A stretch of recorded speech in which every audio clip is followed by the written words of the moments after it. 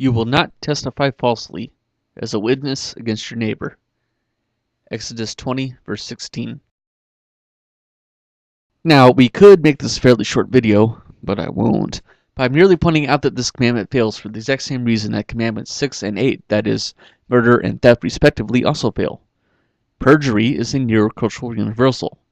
Our laws might still be based upon the 10 suggestions if we can prove conclusively that the court systems, proceedings, civil protections, and standards of evidence precisely mirror those contained in the Bible.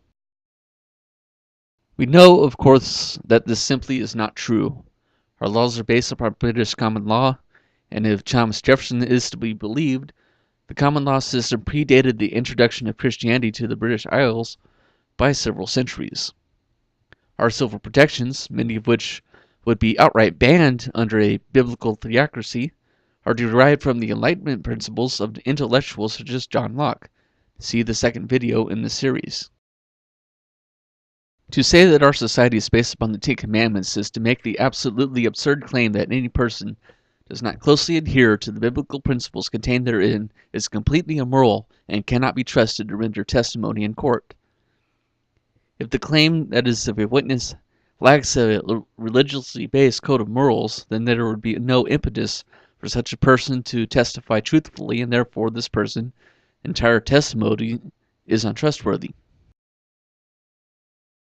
This is the reasoning behind the infamous atheist clause in the Arkansas State Constitution, which states, "No person who denies the being of a God shall hold any office in the civil departments of the state, nor be competent to testify as a witness in any court."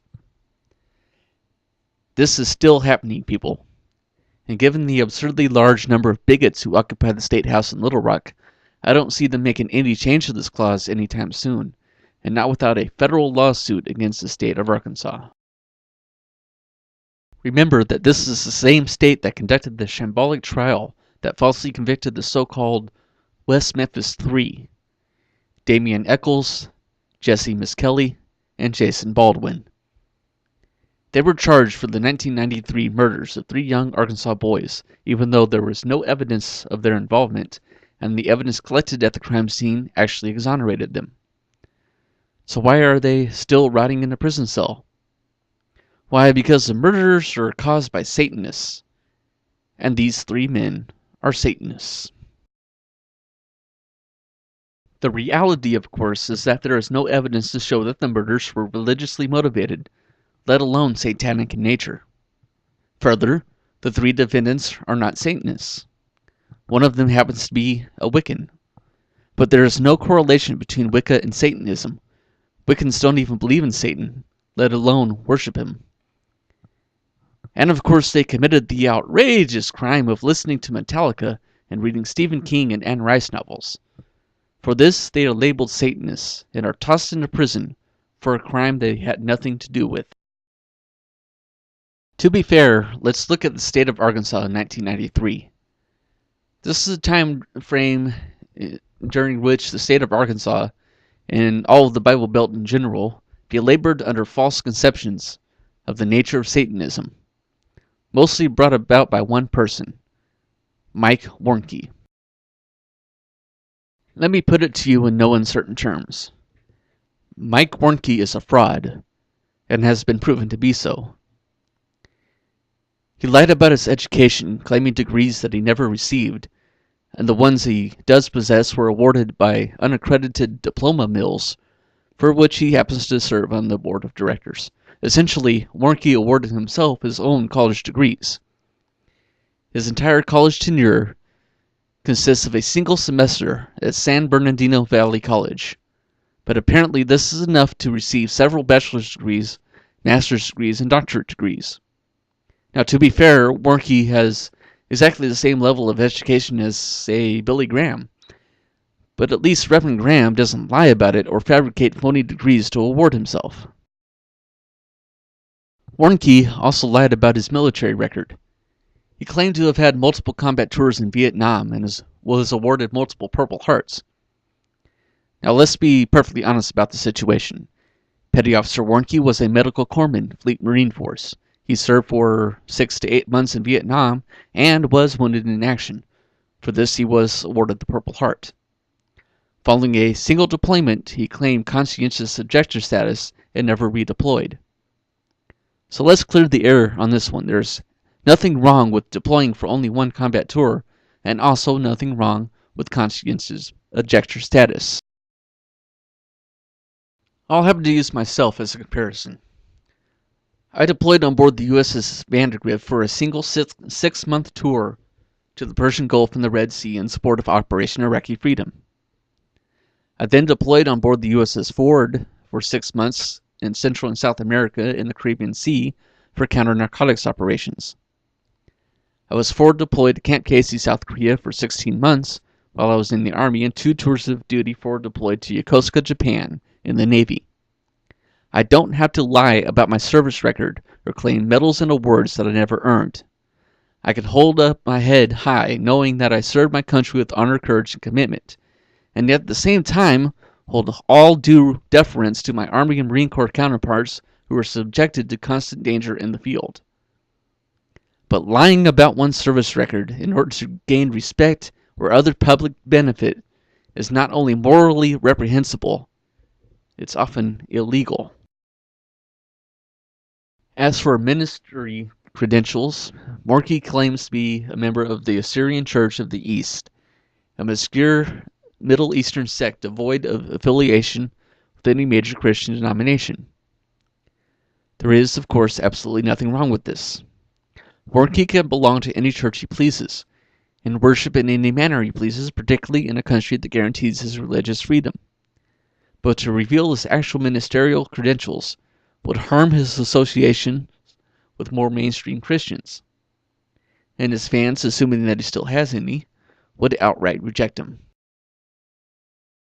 So far, Warnke has lied about his education, lied about his military record, and lied about his ministry credentials.